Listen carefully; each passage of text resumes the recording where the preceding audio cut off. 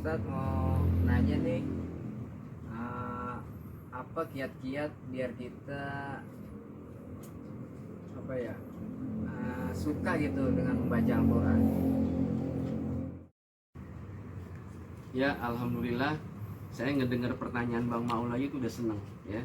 Dengan bertanya seperti itu berarti yang bertanya udah punya niat untuk baca Quran, biar semangat baca Quran. Jadi gimana caranya supaya kita semangat baca Quran, asyik baca Quran? Yang pertama adalah kita harus niat.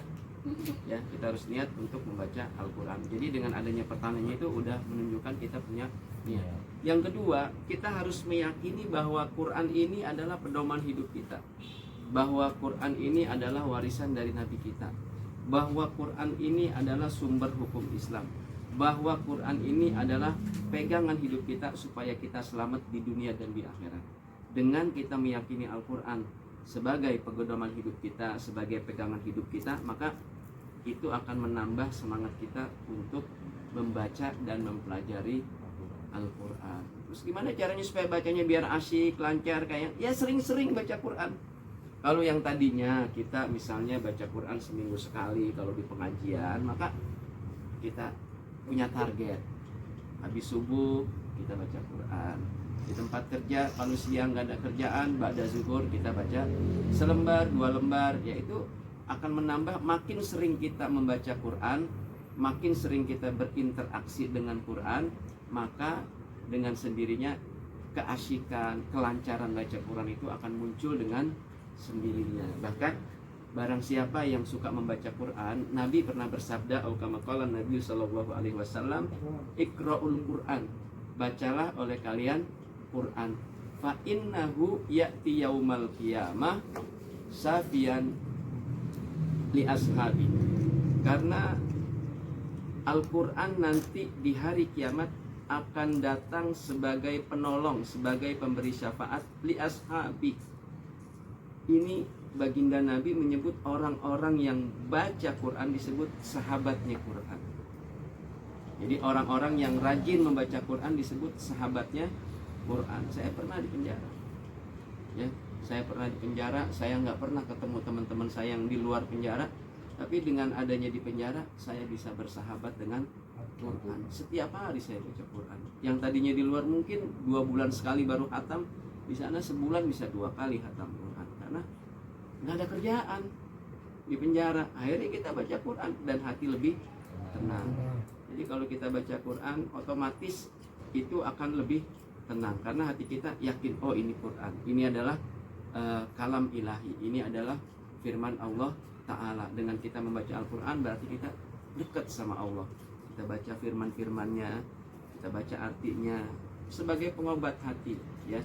Orang lain bisa bebas, kita di penjara. Nah ini saya jadi ngalamin langsung, karena bahkan orang yang tadinya di luar nggak bisa baca Quran, ternyata ada orang yang mau belajar Quran nyamperin saya, umurnya udah 63 tahun lebih. Orang ini ya energi, cuman karena di penjara dia minta pengen bisa baca Quran. Saya tanya, udah kenal huruf? Dulu masih kecil pernah bisa baca Quran, tapi sekarang lupa sama sekali. Ya udah kalau gitu dari awal ya, baca Iqra, dari Iqra 1 sampai Iqra 5. Dan alhamdulillah karena semangat orang tersebut baca Quran 5 hari dia bisa hatam Iqra, ya, hatam Iqra 1 sampai Iqra 5. Dia nggak percaya kalau dia bisa baca Quran. Coba besok kita kasih Quran, kita kasih Quran tajwid yang gede, yang besar, dia baca, ternyata oh iya benar juga bisa baca. Dia kaget, dibaca Iqra udah 5 Iqra, ternyata kok bisa. Terus sampai akhirnya beliau bisa menghatamkan Al-Quran. Dan alhamdulillah kalau hatam Quran pasti telepon, Ustaz, alhamdulillah saya udah hatam Quran. Jadi ini merupakan satu nikmat. Bahkan ada di blognya Narkoba itu belajar Al-Quran sampai di luar nggak pernah bisa baca Quran, tapi begitu di penjara masuk ketemu Habib Rizik, ketemu Kiai Sobri, ketemu Habib Hanif di blog Narkoba tersebut, akhirnya bisa baca Quran. Orang tuanya begitu tahu datang besok dia bisa baca Quran, kenapa lu gua dari dulu di penjara?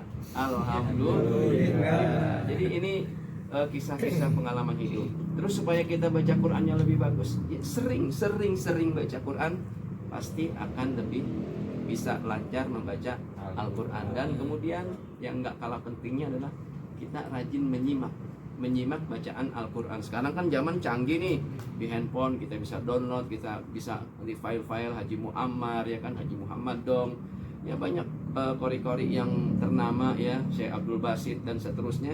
Kita dengerin bacaan-bacaan Quran itu, kita sering dengar. Kalau kita lagi, daripada kita ngelamunin yang nggak karu-karuan, mendingan kita dengerin Al-Quran. Kemudian dengan kita sering baca Quran, dengan sering kita berinteraksi dengan Quran, Allah akan memberikan rahmatnya.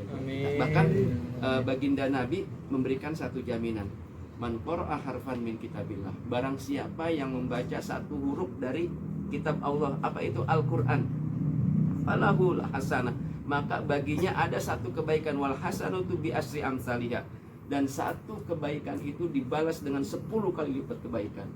Wala aqulu lakum alif lam mim harfun, tidaklah aku katakan alif lam mim itu satu huruf, walakin alif harfun, walamun harfun, wa mimun harfun, akan tetapi alif satu huruf, lam satu huruf, mim satu huruf. Berarti kalau kita baca alif lam mim, kita baca tiga huruf. Dapat baca 3 huruf berarti kita dapat 30 kebaikan. Saya mau tanya, badan yang sehat kebaikan bukan? Iya. Duit yang banyak kebaikan bukan? Kebaikan. Teman yang baik kebaikan apa bukan? Kebaikan. Badan sehat kebaikan. Kebaikan. Karir bagus kebaikan. Kebaikan. Kendaraan bagus Kebaikan. jalan nggak macet Kebaikan. kebaikan. Lingkungan bersih, Kebaikan. badan bersih, Kebaikan.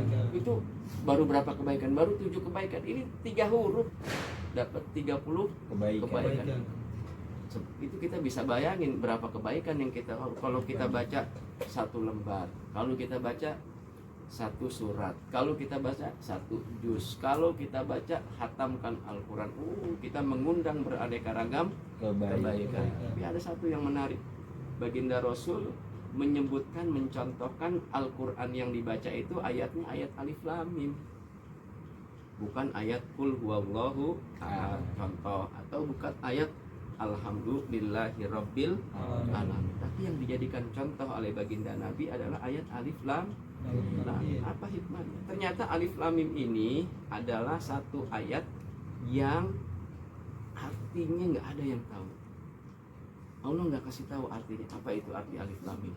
Makanya di setiap kitab tafsir, di setiap kitab terjemah itu Al-Quran disebut tadi, begitu dituliskan alif lam mim, artinya Allahu ya'lamu bimuradi, hanya Allah yang tahu artinya. Bayangin, artinya apa nih?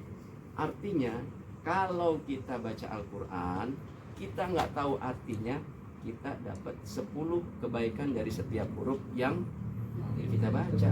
Itu kalau kita nggak tahu artinya, apalagi kalau kita tahu artinya, apalagi kalau kita bisa menghafalnya, apalagi kita bisa mengamalkan, apalagi kita bisa mengajarkan atau mau belajar. Wah, khairukum man ta'allamal Qur'an wa 'allama. Sebaik-baik dari kalian adalah orang yang mau belajar Quran dan mengajarkan Al-Quran. Jadi kita orang yang paling baik kata Nabi kalau kita mau belajar Quran atau mengajarkan Al-Quran. Ini janji Nabi, bukan janji politisi ya. Jadi itu kita dijadikan sebagai orang yang terbaik kalau kita mau belajar Al-Quran dan mengajarkan Al-Quran. Alhamdulillah. Cukup ya? Cukup Ustaz. Ya, alhamdulillah.